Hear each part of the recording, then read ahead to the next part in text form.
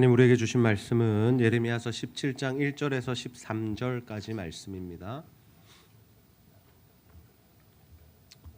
예레미야서 17장 1절에서 13절까지 말씀 우리 한 절씩 교독하여 읽습니다. 유다의 죄는 금강석 끝 철필로 기록되되 그들의 마음판과 그들의 제단 뿔에 새겨졌거늘 그들의 자녀가 높은 언덕 위 푸른 나무 곁에 있는 그 제단들과 아세라들을 생각하도다. 들에 있는 나의 산아, 내 온 영토의 죄로 말미암아 내가 내 재산과 내 모든 보물과 산당들로 노략을 당하게 하리니 내가 내게 준 내 기업에서 내 손을 뗄 것이며 또 내가 너로 하여금 너의 알지 못하는 땅에서 내 원수를 섬기게 하리니 이는 너희가 내 노를 명렬하게 하여 영원히 타는 불을 일으켰음이라. 여호와께서 이와 같이 말씀하시니라. 무릇 사람을 믿으며 육신으로 그의 힘을 삼고 마음이 여호와에게서 떠난 그 사람은 저주를 받을 것이라. 그는 사막의 뜰기나무 같아서 좋은 일이 오는 것을 보지 못하고 광야 건조한 곳 건건한 땅 사람이 살지 않는 땅에 살리라. 그러나 물은 여호와를 의지하며 여호와를 의뢰하는 사람은 복을 받을 것이라. 그는 물가에 심어진 나무가 그 뿌리를 강변에 뻗치고 더위가 올지라도 두려워하지 아니하며 그 잎이 청청하며 가무는 해에도 걱정이 없고 결실이 그치지 아니함 같으리라. 만물보다 거짓되고 심히 부패한 것은 마음이라. 누가 능히 이를 알리오마는 나 여호와는 심장을 살피며 폐부를 시험하고 각각 그의 행위와 그의 행실대로 보응하나니. 함께 읽습니다. 불의로 치부하는 자는 자고새가 낳지 아니한 알을 품은 같아서 그의 중년에 그것이 떠나겠고 마침내 어리석은 자가 되리라. 아멘. 자, 13절까지였죠. 네. 자, 다시 읽습니다. 영화로우신 보좌여 시작부터 높이 계시며 우리의 성소이시며 이스라엘의 소망이신 여호와여 무릇 주를 버리는 자는 다 수치를 당할 것이라. 무릇 여호와를 떠나는 자는 흙의 기록이 되오리니 이는 생수의 근원이신 여호와를 버림이니이다. 아멘. 네, 이번 주 금요일 중보기도팀 기도회에 여기 부산대 인근에 있는 국제유학생센터장으로 사역하시는 이목숙 선교사님이 오셔서 말씀을 전해주셨습니다. 그분의 간증을 제가 잠시 교제하는 가운데 듣게 되었는데요. 말씀 중에도 이렇게 나누셨는데 청년 시절에 선교사로 부름을 받아서 이제 배를 타고 이렇게 복음 전하는 그 배를 타고 다니면서 사역을 하시고 특별히 한 나라 아제르바이잔이라는 나라에서 선교 사역을 한 7, 8년 정도 감당하셨다라고 합니다. 그리고 나서 하나님의 인도하심 가운데 이제 목회자와 결혼을 하게 되셔서 사모로 사시고 그리고 새 아이를 키우는 동안 한 15년 정도 그렇게 목사님을 또 함께 내조하면서 아이들을 양육하면서 그런 삶을 사셨다라고 해요. 그런데 하나님께서 그분을 향한 말씀을 주셨고 그분을 향한 부르심이 끝나지 않더라라는 거죠. 그래서 대상은 달라졌습니다. 이제 다시 외국으로 나가거나 또는 배를 타고 복음을 전하는 그 사역을 감당한 것은 아니지만 자신의 집으로 이 유학생들, 이주민들을 초대하여서 함께 식사하기 시작하고 교제하기 시작했다라는 거죠. 하나님 그들에 대한 마음을 주셔서 그 일들을 시작하게 되었는데 그 일들이 어떻게 커지게 되느냐 하면 하나님께서 한 분을 만나게 하시고 그분이 부산대 건물도 구해주시고 월세도 계속해서 내주시면서 이 유학생 사역을 할 수 있는 길을 열어주셨다라는 거죠. 그래서 지금 하나의 센터를 가지고 있고 그곳에서 사역하면서 수많은 이 유학생들, 특별히 무슬림들을 만나서 복음을 전하고 사랑을 전하고 함께 식사하고 교제하면서 정말 예수의 사랑을 흘려보내는 그 사역들을 마음껏 감당하고 계시다라는 그러한 말씀을 듣게 되었습니다. 이 말씀을 들으면서 이런 생각이 들었습니다. 하나님은 우리에게 말씀을 주시는 분입니다. 아멘입니까? 이 말씀을 받는다라는 것은 무엇이냐면요. 하나님이 우리에게 원하시는 일이 무엇인가를 알게 되는 것입니다. 그것이 바로 사명이죠. 우리가 지난주에 살펴보았던 말씀이지만 나의 사명은 과연 무엇인가? 내가 이 땅에 태어난 이유는 무엇인가? 내가 뭘 하면서 살아야 하는가? 어디에 나의 인생의 전체 에너지를 쏟아야 하는가라는 이 사명의 문제는 내가 하고 싶고 내가 가지고 싶고 내가 오르고 싶은 것 그것이 사명이 아니라 하나님의 말씀을 받을 때 하나님이 당신은 여기에 있으라고 하시면 여기에 있어야 하고 이 일을 하라고 하면 이 일을 해야 하는 것이 바로 우리의 사명이다라는 거죠. 그러면 그 사명을 어떻게 이루어 갈 것인가? 하나님께서 계속해서 우리에게 성령을 통해서 감동을 주신다라는 거죠. 이 감동을 주시는 게 뭐냐면요, 우리가 말씀을 듣는 가운데, 묵상하는 가운데, 기도하는 가운데 하나님께서 우리의 마음에 어떠한 대상이나 영역에 대해서 또는 사람에 대해서, 일에 대해서 강력하게 마음을 부어주실 때가 있다라는 겁니다.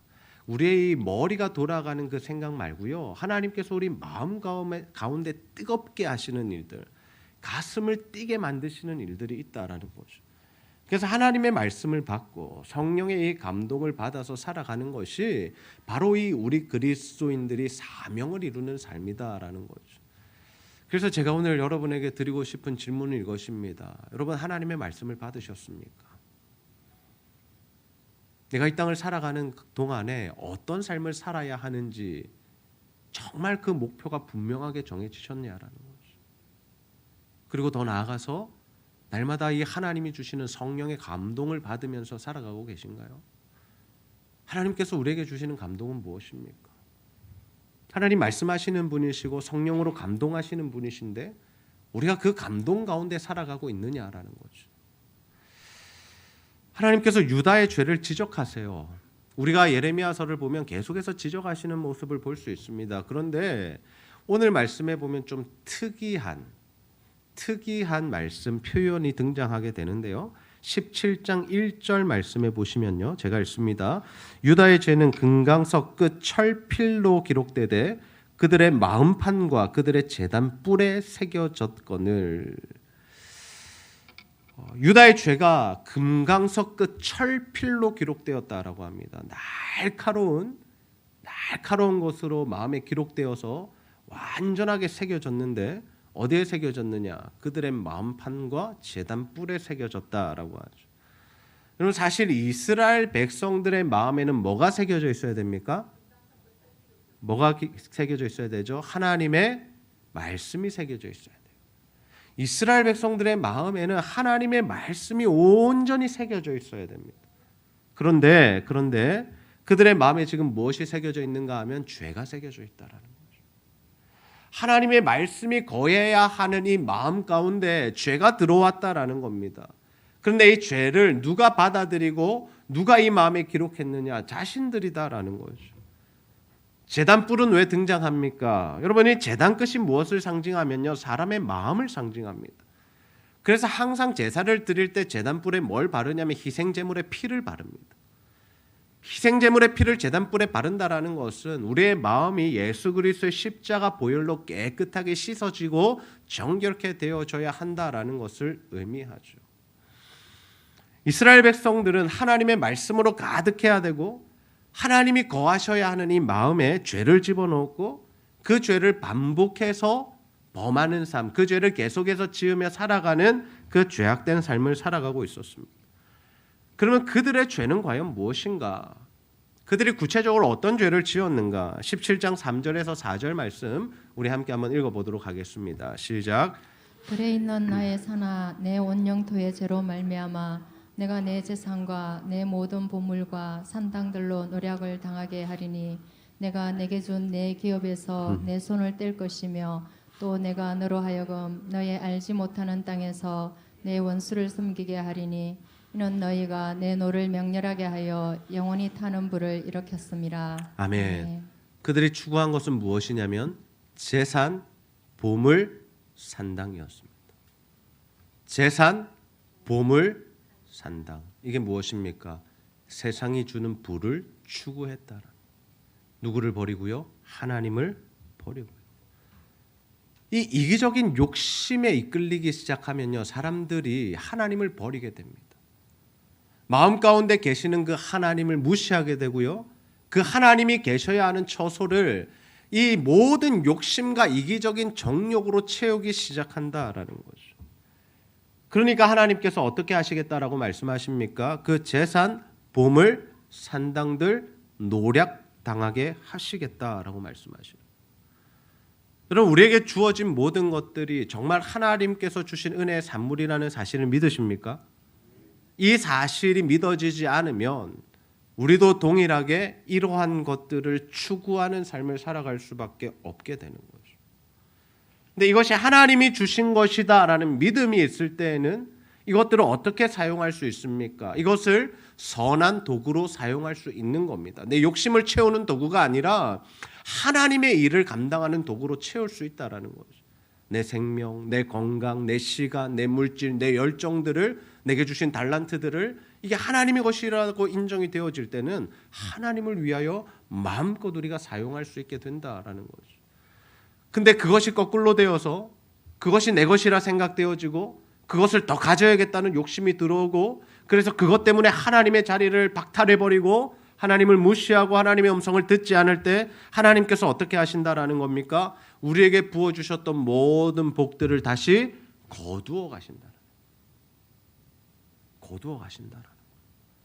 하나님께서 노략을 당하게 하시겠다라고 말씀하세요. 우리에게 그 복이, 그 은혜가, 우리가 가진 것들이 우리에게 머물지 못하도록 하시겠다라는 겁니다. 더 나아가서요, 그들이 포로로 끌려갈 것이다 라고 말씀하세요. 삶의 고난이 시작되는 겁니다. 지옥 같은 인생이 되어버리는 겁니다. 그럼 우리의 마음은 어떻습니까? 우리의 마음에는 하나님의 말씀이 새겨져 있나요? 아니면 세상을 향한 이기적인 욕심에 이끌려 살아가고 있습니까? 내 마음 가운데 하나님이 가득 차 계십니까? 눈만 뜨면 하나님이 생각나고 하나님의 말씀이 듣고 싶고 주일날 예배드리러 올 때 하나님의 말씀을 들을 기대감으로 넘쳐나고 어떻게 하면 내가 하나님을 기쁘시게 할까라는 그 마음으로 살아가십니까? 아니면 어떻게 하면 내가 더 이 세상에서 잘 살 수 있을까? 부자 될 수 있을까? 내 자녀들 잘 키울 수 있을까? 더 성공한 삶을 살 수 있을까? 이 생각으로 가득하십니까? 진짜 우리 마음을 가득 채운 것은 무엇이냐라는 거죠. 진짜 우리 마음을 가득 채운 것. 여러분, 우리가 하나님을 버리면요, 하나님이 계셔야 하는 처소, 하나님의 성전인 우리 마음에서 자꾸 하나님의 자리를 밀어내고 세상의 것들로 채우면요, 하나님께서 우리에게서 그 모든 것들을 빼앗아 가신다는 사실을 여러분 기억하시기를 바랍니다. 하나님께서 거두어 가시면요, 잡을 수가 없어요.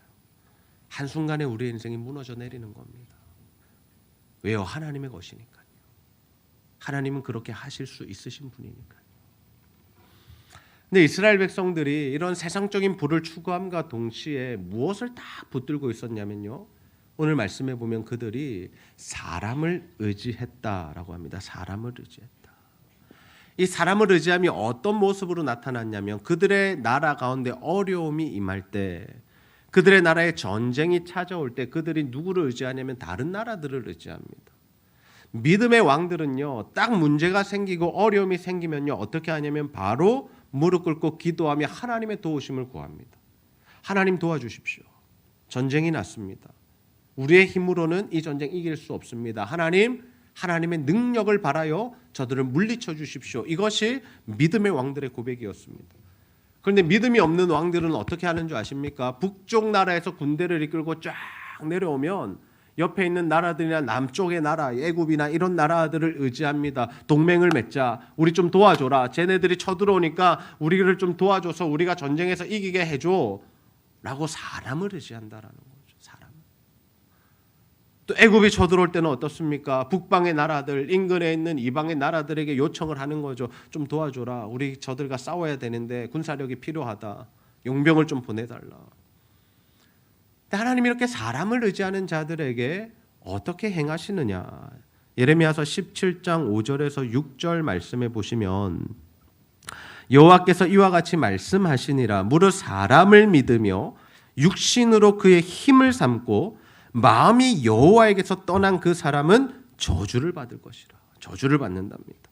그리고 6절, 그는 사막의 떨기나무 같아서 좋은 일이 오는 것을 보지 못하고 광야 간조한 곳 건건한 땅, 사람이 살지 않는 땅에 살리라. 하나님께서 저주를 내리신다. 사람 의지하고 사람의 힘으로 살아가려고 하는 사람들, 그러한 자들에게는 하나님 저주를 내리시겠다라고 하죠. 여러분, 우리 인생에 어려움이 찾아올 때 누구를 찾아야 합니까? 누구를 찾아야죠? 하나님 찾으셔야 돼요. 하나님 찾으셔야 돼요. 자꾸 사람을 찾아다니지 마십시오. 자꾸 다른 것들을 의지하지 마십시오. 내가 할 수 있는 최선의 노력들을 하는 것 중요하지 않습니다. 딱 인생에 문제가 생길 때는 어떻게 하셔야 되면 그 자리에서 그냥 엎드리셔서 하나님 앞에 기도하셔야 돼요. 이 문제가 왜 내 인생에 찾아왔는지, 하나님의 뜻은 무엇인지, 내가 돌이켜야 할 죄는 무엇인지, 아니면 이 고난을 통해서 하나님께서 나를 성장시키고 훈련시키시기 원하시는 마음이신지, 이것부터 하나님 앞에서 확인하셔야 한다라는 겁니다. 야, 이거 어떡하지? 이거 어떡하지? 저 사람한테 좀 도와달라 할까? 은행을 찾아가 볼까? 여기저기 사람을 막 전화하면서 수소문해서. 그럼 그게 중요하지 않다라는 거예요. 하나님이 지도하시는 대로 가시면 됩니다. 하나님이 말씀하시는 대로 가면 된다는 거예요. 왜요? 하나님 우리를 너무나도 잘 아시고 하나님 우리를 도우기를 원하신다는 거죠. 하나님이 우리 아버지잖아요. 하나님이 우리 아버지잖아요. 여러분, 우리 아이들의 삶에 문제가 생겼을 때 아이들이 주로 누구를 찾는 줄 아세요? 부모를 찾지 않고 친구를 찾아갑니다. 근데 친구에게 조언을 구하고 친구에게 그 문제에 대해서 상담을 하는데요, 어떤 결과가 나올까요? 자기들 수준에서 그냥 이야기로 끝이는 거예요. 부모에게 찾아오면 답이 있는데, 부모에게 찾아오면 도와줄 마음이 있는데, 이 문제를 해결할 수 있는 능력이 있는데, 자꾸 자기들끼리 의논하고 자기들끼리 상담하고 자기들끼리 도움을 요청하니까 그 수준에서 아무것도 해결하지 못한 채 그렇게 살아간다는 거죠. 우리의 인생도 마찬가지입니다. 우리가 사람을 의지하고요, 자꾸 우리의 수준에서 이 문제를 해결하려고 하면요, 그 수준에서 이 문제가 해결되지 않습니다. 반복되고 해결된 것 같지만 또 생기고 더 큰 문제가 오고. 그래서 우리가 해야 할 일은 무엇이냐면, 우리를 너무나도 사랑하시는 그 아버지 앞에 나아가서 아버지, 이 문제를 좀 해결해 달라고. 아버지께서 이 문제를 통하여서 나에게 주시는 그 말씀이 무엇인지를 듣게 해달라고 우리가 그 하나님 앞에 나아가서 엎드려 기도해야 하는 줄로 믿습니다. 오늘 장 집사님 기도하실 때 이렇게 말씀하셨잖아요. 그 문제를 바라보지 않게 하시고 문제대에 계신 주님을 바라보게 하시고 그 주님의 음성을 듣게 해달라고. 사실 이것이 바로 우리 그리스도인들, 하나님을 아버지로 모신 자들만이 할 수 있는 특권이다라는 거죠. 예레미야는 이러한 이스라엘 백성들의 죄, 결국 이러한 죄들이 어디서 비롯되었는가, 그것을 예레미야서 17장 9절에서 말씀하고 있습니다. 우리 함께 한번 읽어보도록 하겠습니다. 시작.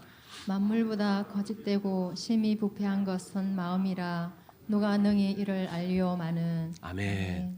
여러분, 이것을 인정하십니까? 여러분, 정말 이 말씀이 나에게 주시는 말씀이라는 것이 인정되세요? 만물보다 거짓되고 심히 부패한 것이 우리의 마음이다라는 이 말씀이 저기 예수 믿지 않는 사람들, 저기 이슬람을 믿는 백성들, 저기 교회 나가는 거 핍박하는 가족들, 그 사람들의 마음이 아니라 예수를 믿는다고 이야기하고 교회 나와서 예배를 드리고 있는 지금 우리의 마음이 이 심히 부패하고 거짓된 마음이라는 것이 정말 인정되어지십니까? 우리는 왜 우리의 마음을 그렇게 정직하게 돌아보지 못하죠? 우리는 왜 우리의 마음이 괜찮다라고만 생각하면서 살아가는 거죠? 이 하나님의 말씀이 누구를 향해 주어졌냐면요, 에돔이나 애굽이나 바벨론을 향하여 주신 말씀이 아니라요, 유다 백성에게 주신 말씀입니다. 다시 말해서 예수를 믿는다는 사람들, 교회를 다니는 사람들, 저와 여러분을 향해 이 말씀을 주셨다고요. 거짓되고 심히 부패한 마음, 거짓되고 심히 부패한 마음.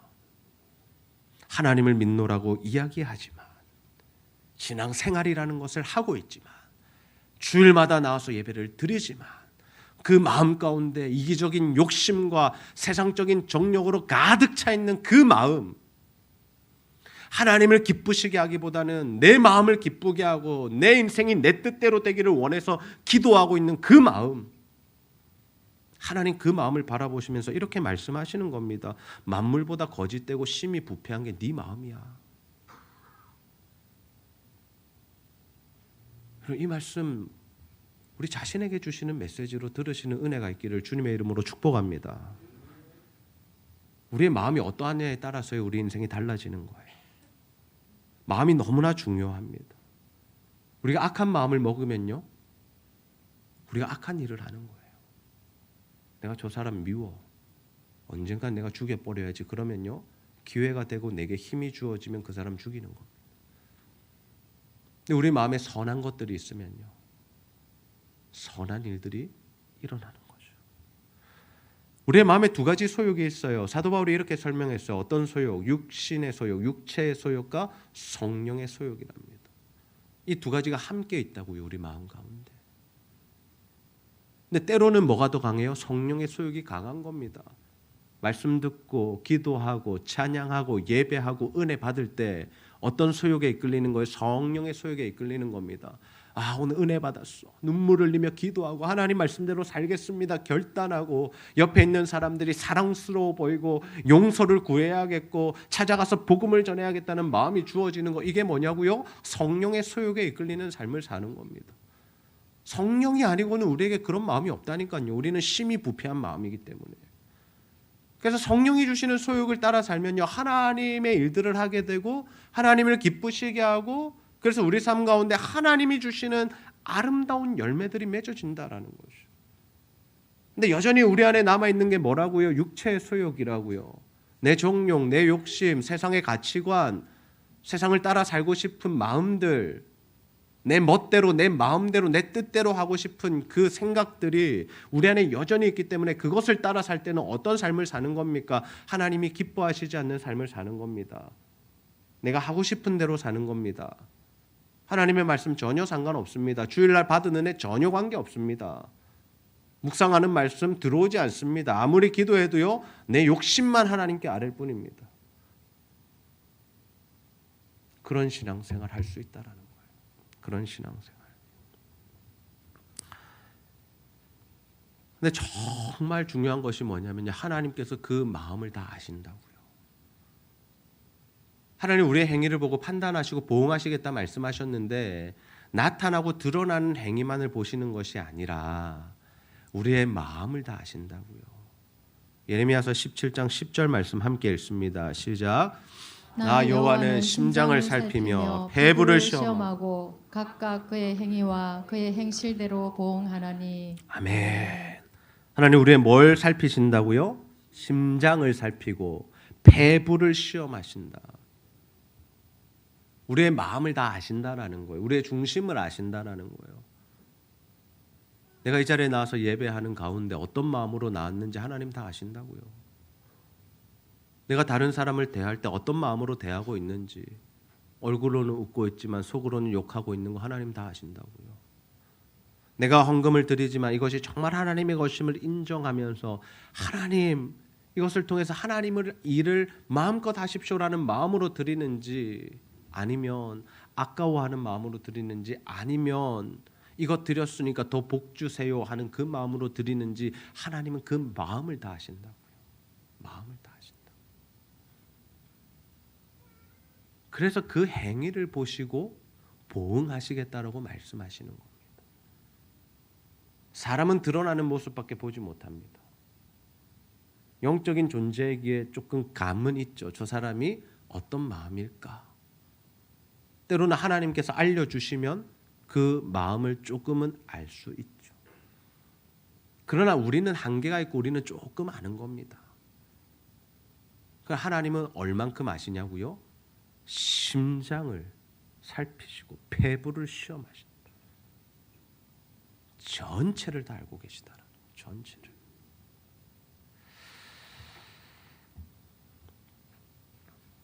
우리가 성령의 소욕을 따라갈 때 정말 하나님께서 원하시는 일들이 일어나고, 우리가 육신의 소욕을 따라 살아가면 하나님 기뻐하시지 않는 자리에 서게 되는 거죠. 그렇게 자신의 육신의 소욕대로 살아가는 사람들, 그 인생의 결말이 어떠한가 보면요, 13절 말씀인데요, 제가 읽습니다. 이스라엘의 소망이신 여호와여, 무릇 주를 버리는 자는 다 수치를 당할 것이라. 무릇 여호와를 떠나는 자는 흙의 기록이 되오리니 이는 생수의 근원이신 여호와를 버림이니이다. 아멘. 무슨 말씀입니까? 수치를 당한답니다. 수치를 당한대요. 그리고 우리가 흙에 기록된다는, 흙에 기록된다는 건 뭐냐면요, 우리의 인생이 지옥과 같이 변한다라는 것을. 여러분, 하나님의 사람들이요, 하나님의 사람이라고 생각하는 우리들이요, 하나님의 말씀을 떠나 살고 하나님 기뻐하시지 않는 마음으로 살면요, 하나님께서 우리의 인생 어떻게 만드시냐면 지옥으로 만드시는. 그러면 예수를 믿어도 행복하지 않습니다. 예수를 믿어도 즐겁지가 않아요. 왜요? 여전히 나는 지옥이니까요. 여전히 내 마음은 힘드니까요. 여전히 내 인생은 고달프니까요. 생수의 근원이신 하나님을 버린 것이 이러한 결과들을 초래해 버린다는 거죠. 그래서 다시 한번 저 여러분에게 드리고 싶은 질문은 무엇이냐면, 우리는 과연 생수의 근원이신 하나님으로 말미암아 살아가고 있느냐라는 거예요. 정말 내 인생의 모든 이유와 목적을 생수, 생명의 근원 대신 하나님께 두고 있느냐라는 거죠. 내가 살아가는 이유가 하나님이십니까? 아멘입니까? 정말 하나님이세요? 내가 일하는 이유가 하나님 때문에 맞습니까? 내가 돈 버는 이유가 하나님 때문에 맞나요? 내가 자녀들 키우고 양육하는 이유가 하나님 때문이 맞습니까? 내가 이 자리에 나와서 예배드리고 헌신하고 봉사하는 이유가 하나님 때문이 맞습니까? 네, 왜 자꾸 이 아멘 소리가 작아지는 거죠? 더 커지기를 기대했는데. 하나님 때문이냐라는 거예요. 정말 내 인생의 모든 영역이 하나님의 것이냐라는 겁니다. 그렇게 우리가 하나님이 나의 모든 것 되십니다라는 고백과 함께 그러한 삶을 살아갈 때 하나님께서 우리에게 주시는 은혜가 있습니다. 이 은혜가 너무나 큽니다. 우리 예레미야서 17장 7절에서 8절 말씀이 약속의 말씀인데요, 우리 함께 읽어보도록 하겠습니다. 시작. 그러나 무릇 여호와를 의지하며 여호와를 의뢰하는 그 사람은 복을 받을 것이라. 그는 물가에 심어진 나무가 그 뿌리를 강변에 뻗치고 더위가 올지라도 두려워하지 아니하며 그 잎이 청청하며 가무는 해에도 걱정이 없고 결실이 거치지 아니함 같으리라. 아멘. 아멘. 하나님이 어떤 복을 주신다고요? 어떤 복을 주신다고요?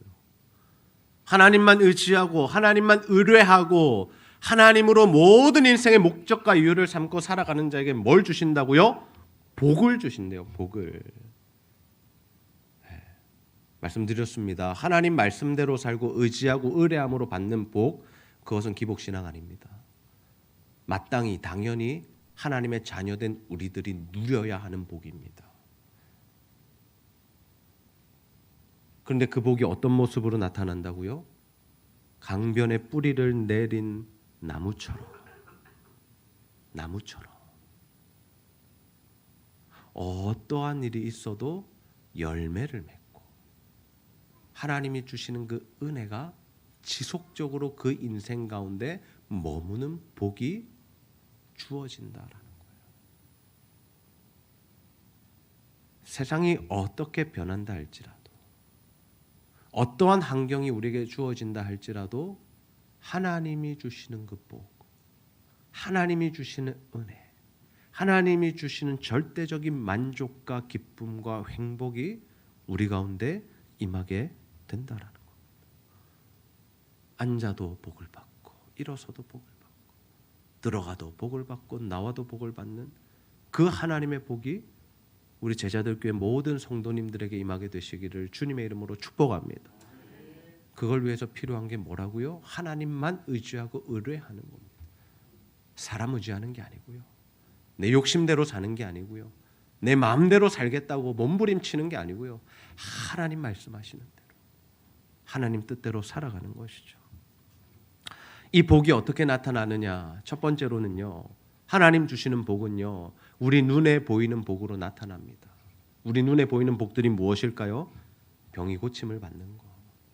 예수님 병 고쳐 주셨잖아요.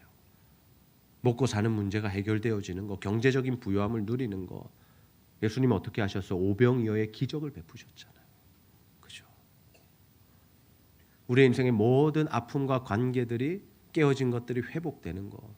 주님이 가시는 곳마다 상처받은 인생들이 다 회복됐잖아요. 이게 바로 눈에 보여지는 복입니다. 하나님께서 이런 복들을 우리 예수 잘 믿는 사람들에게 허락하시는 이유가 뭘까요?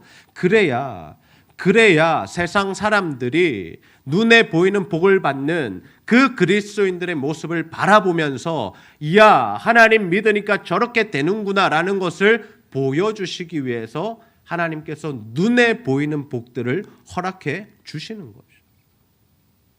특별히 선교지나 또는 시골 같은 경우에 이런 일들이 많이 일어납니다. 선교지에서 병자들이 일어나고 선교사님들이 기도할 때 암들이 떨어지고 부서졌던 팔이 붓고 이런 일들이 왜 일어납니까? 하나님의 살아계심이 그곳에서 나타나야 하기 때문이죠. 시골에서도 마찬가지입니다. 우리가 갔던 밀양 오산교회 그 목사님과 장로님의 간증이 무엇이었냐? 예수 잘 믿는 가문들이 계속해서 더 잘 되어지는 은혜가 있더라라는 거죠. 그것을 통해서 누가 바라보는 겁니까? 그 동네에 사는 사람들 80%, 90% 예수 믿지 않는 사람들이 저 사람 예수 믿더니 교회 다니더니 저런 복을 받네? 라는 것들을 하나님께서 보게 하신다라는 거죠. 그런데 우리에게 주시는 이 하나님의 복, 하나님께서 우리에게 주시겠다고 약속하신 이 복은 그 눈에 보이는 복만이 아니다라는 겁니다. 우리가 여기까지만 보면 우리 인생이 해석이 잘 안 되는 거예요. 나 예수 잘 믿는 것 같은데 왜 이럴까? 나 하나님 말씀대로 살았는데 내 인생은 왜 풀리지 않을까라는 이 고민과 슬럼프에 빠지게 될 때가 있다라는 겁니다. 그럼 내가 죄 지어서 내가 끝까지 회개 안 해서 내 인생에 이 아픔이 계속 남아있나? 라는 슬럼프에 빠지게 되는 거죠. 그렇지 않습니다. 하나님의 복을 이해하실 때에는 이 1차적인 복도 있지만 눈에 보여지는 복도 있지만 어떤 복을 보셔야 하냐면요. 하나님이 주시는 이 고차원적인 복을 보실 수 있어야 돼요. 이 고차원적인 복이 무엇입니까? 눈에 보이지 않는 것들로 나타나는 것입니다. 눈에 보이는 것들은 재물이나 물질이나 자녀의 잘됨이나 병이 고쳐지는 것들이나 사업이 확장되는 것, 직장에 취직하는 것, 좋은 대학에 가는 것, 자녀들이 성장하는 것 이런 것들로 나타나지만 하나님 주시는 더 고차원적이고 본질적인 복은요. 그러한 것들이 나타나지 않고 오히려 그러한 것들이 없다 할지라도 무엇이 있는 거예요? 우리 마음 가운데 하나님 주시는 평안과 만족과 기쁨이 있는 것, 그것이 더 고차원적인 복이라는 사실 여러분 믿으시기를 바랍니다. 우리가 이 복을 알아야 돼요. 정말 이 복을 추구할 줄 알아야 되고요. 이 복을 누리는 성도들이 되어야 한다라는 거예요. 이 복이 임하면요, 눈에 보이는 복은요, 사실 아무런 상관이 없는 겁니다. 없어도 되는 겁니다. 내가 아버지 안에 거하고 아버지가 내 안에 거하시는, 내가 주님 안에 완전히 연합되어지는 그 삶이 이루어질 때 이것들 좀 없어도 우리는 살 수 있다라는 거예요. 없어도 살 수 있다라는 거예요. 그래서 여러분 사도 바울이 어떤 삶을 살았습니까? 눈에 보이는 모든 것들을 누리는 삶을 살다가 주님 믿고 이제는 주님을 복음 전하는 삶을 사는데 이 모든 것들이 다 사라지게 되는 거죠. 자신의 스펙, 물질, 나를 인정해주는 그런 모든 것들이 다 무너지게 되는 겁니다. 그러나 사도 바울은 어때요? 행복해요. 왜요? 주님과 함께하고 있으니까. 복음 전하다 두드려 맞아요. 근데 어때요? 기뻐요. 우리가 볼 때는 미친 사람이죠. 집도 없고 차도 변변찮고 먹는 것도 부실하게 먹으면서 뭐 한다고 저렇게 다른 사람한테 전도하러 다니고 저러면서 기쁘다고 하고 살아가는지 이 시대에도 이해할 수 없잖아요. 그 사람들에게는 뭐가 있는 거예요? 이 고차원적인 복이 있는 거예요. 이걸 아는 거예요. 이 복을 받았기 때문이에요. 그 사람들 마음 가운데는 이 하나님으로 인한 진짜 복이 있기 때문에 그것들 밀어놓을 수 있는 겁니다. 여러분, 우리 북한 선교하시는 분들을 통해서 들었던 간증이 무엇입니까? 이상 목사님 설교를 통해서 들었던 간증이 무엇입니까? 북한 사람들을 만났습니다. 탈북 갈 수 있는 준비를 해줬습니다. 가족들이 다 나올 수 있도록, 지하교회 성도들이 나올 수 있도록 물질도 준비하고 루트를 준비하고 안전하게 그들을 호위할 수 있는 모든 것들을 준비했습니다. 그리고 기도하고 한 번 더 기도하고 결정하자 했을 때 그 북한에 있는 사람들이 어떤 결정을 했다고요? 하나님이 우리 남아있으래. 하나님이 우리 남아있으래. 북한에 들어가면 지옥인데요. 예수 믿다 걸리면 죽는데요. 총살을 당하는데요. 어떻게든 빠져나오는 게 복 아닙니까? 빠져나와서 잘 사는 것이 진짜 하나님 주신 복 아닙니까? 근데 왜 그들은 그 선택을 하고 다시 들어가고 천국에서 만납시다라는 인사로 그 인연을 마무리했어야 할까요? 그들에게는 진짜 복이 있었거든요. 하나님이 주시는 그 진짜 복. 비록 내가 사는 게 힘들고 먹고 살기도 힘들고 내 자녀도 언제 잡혀서 죽을지 모르지만 그럼에도 불구하고 그들의 삶은 하나님의 나라였기 때문에, 그렇게 살다가 언젠가는 죽어 하나님 나라에 들어갈 것을 확신했기 때문에 그 고차원적인 복을 누리는 사람들은 뭐예요? 그 탈북도 포기할 수 있다. 여러분, 우리는 무엇을 위해서 살아가고 있습니까? 무엇을 위해서 살아가고 있습니까? 물론 저는 우리 성도님들이 눈에 보여지는 복들도 많이 받으셨으면 좋겠어요.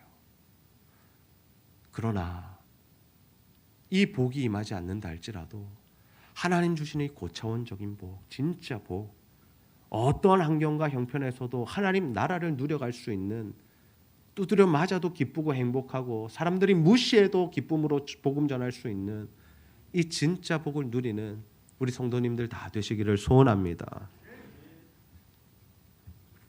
우리가 이러한 복된 삶을 살기 위해서 필요한 것,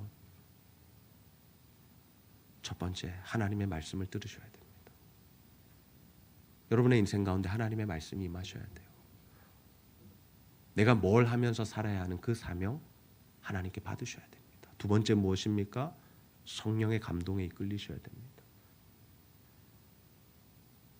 누구를 향하여 나아갈지, 어떤 대상을 향하여 주의 사랑을 전할지, 그게 내 불신 가족이 될지, 내 이웃 사람들이 될지, 이 장전동 지역의 사람들이 될지, 캠퍼스가 될지, 학원이 될지, 외국이 될지, 열방이 될지, 하나님이 주시는 감동을 따라서 그 길을 걸어가시기를 바랍니다. 그래서 정말 이제는 우리가 사람 의지하지 않고요, 하나님만 의지합시다.